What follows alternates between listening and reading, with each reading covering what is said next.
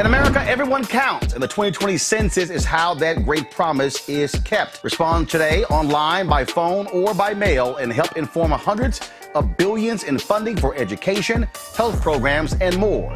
Shape your future. Start at 2020census.gov. All right, folks. Today, the Joe Biden campaign dropped their new ad targeting African Americans, specifically African American men. Here is that ad. We all know that we must fix our criminal justice system. Here is Joe Biden's plan to reform it. Ending mandatory minimum sentences, ending private prisons, and end cash bail.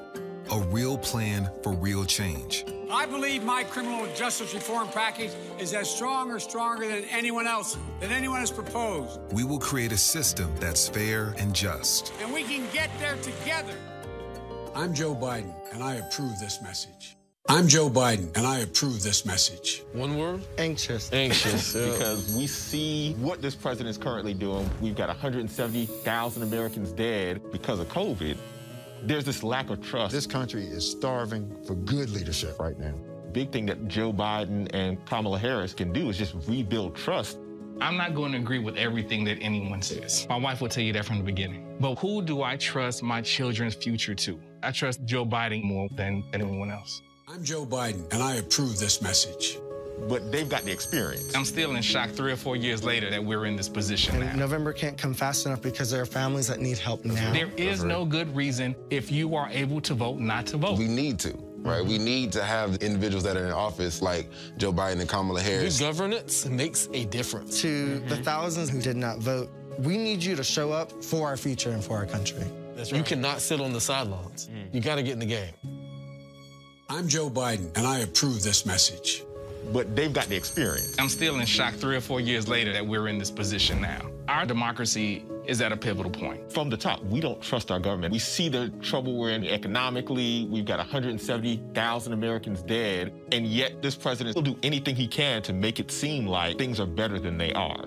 I did more for the black community than anybody with the possible exception of Abraham Lincoln. It's our responsibility. If we don't lead that effort to make things better, we can't ask other people to do it. There is no good reason not to vote. Right, we need to have individuals that are in office like Joe Biden and Kamala Harris. They are our best shot to take us forward. And that's what makes me incredibly hopeful, but we really do have to work for this thing. To the thousands who did not vote, we need you to show up for our future and for our country. You cannot sit on the sidelines. You got to get in the game. Let's go to our panel here. Mustafa, what do you make of those particular ads? I think they're effective because they're talking about real-world issues that people care about, and they also have been shot in locations where most folks spend, a considerable amount of time. It really resonated with me when the brother was saying that, he actually would trust his child's future in the hands of Joe Biden. So that says a lot because, brothers and sisters, love their children. And for someone to say that they would actually trust an individual with that child's future, that says a lot. Avis, obviously, Joe Biden and Democrats are looking at numbers. There was a 9-point gap between black men and black women when Obama ran against Romney in 2012. That went to a 13-point gap in 2016 with Trump and Clinton. The White House, they actually believe they can get as much as 20% of black men voting for them in this election. Democrats have spent a lot of time talking about the power of black women voters. I've heard black men who said that they felt that they were being ignored by the Democratic Party. And Trump, you saw all the black men who were speaking at the Republican National Convention. That's who they're trying to reach. Absolutely. That is, I would argue, the swing vote within the black vote. And what impressed me most was that this just wasn't one token ad. You ran several ads back to back, and all specifically targeting this very important constituency. The one that I personally liked the best was the one that laid out a piece of Biden's criminal justice plan.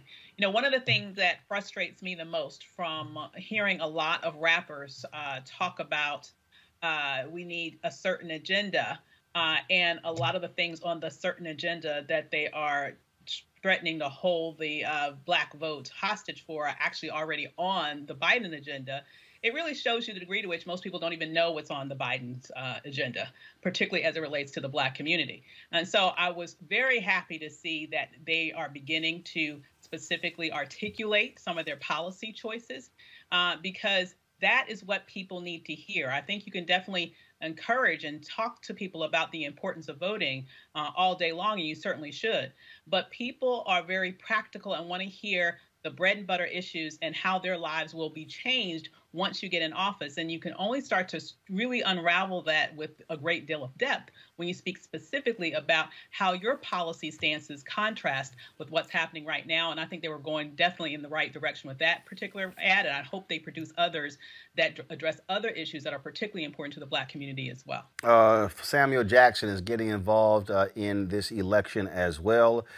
He is pushing folks to go to headcount.org to check their voter registration and register to vote. He also has a special tutorial there. I'm going to see it play it in just 1 second here. Sam is hilarious with his videos, but again, you're seeing an increasing number of people out here who are really pushing this whole idea of getting out to vote. And not only that, he shared this here. He wants 2,500 people. He said, if 2,500 of you click a voting action below to make sure you're good to vote, I will teach you to swear in 15 different languages. So watch this video. Watch this video here from Samuel L. Jackson. Listen up. If 2,500 of you head to my head count link to make sure you're hashtag good to vote, I will teach you to swear in 15 different languages. Listen up. If 2,500 of you head to my head count link to make sure you got to do what you got to do. You got to do what you got to do, Joseph. I think, to me, the one thing that I think will come out of 2020, irrespective of the outcome, is that I think there's a new generation of people of color who finally realize that they got to get off the couch and get in the game. And I think that we've seen that across the generations. I think we're seeing that in the various subsets of demographic groups, specifically to the ads that were put out by Joe Biden. I think that there are obviously some good things. It's good to see that they're actually targeting Black voters, but I think in some ways they might have played it a little bit too safe, or perhaps, directly into the hands of President Trump. I think that obviously those ads are trying to shore up the base.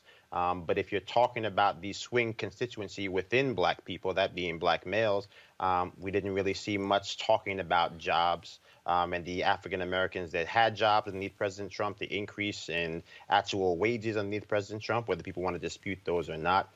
We didn't have anything really addressing the fact that obviously, yes, President Trump did pass the First Step Act, and the likely comeback from Republican strategists all of tomorrow will be that if Joe Biden cared so much about justice reform, he had 40 years to do something. And so, I think those are going to be the type of counter punches that we see. I think overall, it will be up to most Black people to decide for themselves who they think is going to have the policies that are best for them moving forward. I think the overwhelming majority of Black people have already decided that that person is Joe Biden. And so I think if we're talking about getting that remaining constituency to make a choice, I think there are potentially some holes there in the argument that the RNC and President Trump's administration are going to seek to exploit. All right, folks, back to our Roland Mark Unfiltered video in just one moment. As our community comes together to support the fight against racial injustice, I want to take a second to talk about one thing we can do to ensure our voices are heard. Not tomorrow, but now. Have your voices heard in terms of what kind of future we want by taking the 2020 census today at 2020census.gov? Now, folks, let me help you out. The census is a count of everyone living in the country. It happens once every 10 years. It is mandated by the U.S. Constitution. The thing that's important is that the census informs funding, billions of dollars, how they are spent in our communities every single year. I grew up in Clinton Park in Houston, Texas, and we wanted new parks and roads and a senior citizen center. Well, the census helps inform all of that and where funding goes. It also determines how many seats your state will get in the U.S. House of Representatives. Young black men and young children of color are historically undercounted, which means a potential loss of funding for services that helps our community. Folks, we have the power to change that. We have the power to help determine where hundreds of billions in federal funding go each year for the next 10 years. Funding that can impact our community, our neighborhoods, and our families and friends. Folks, responses are 100% confidential and can't be shared with your landlord, law enforcement, or any government agency.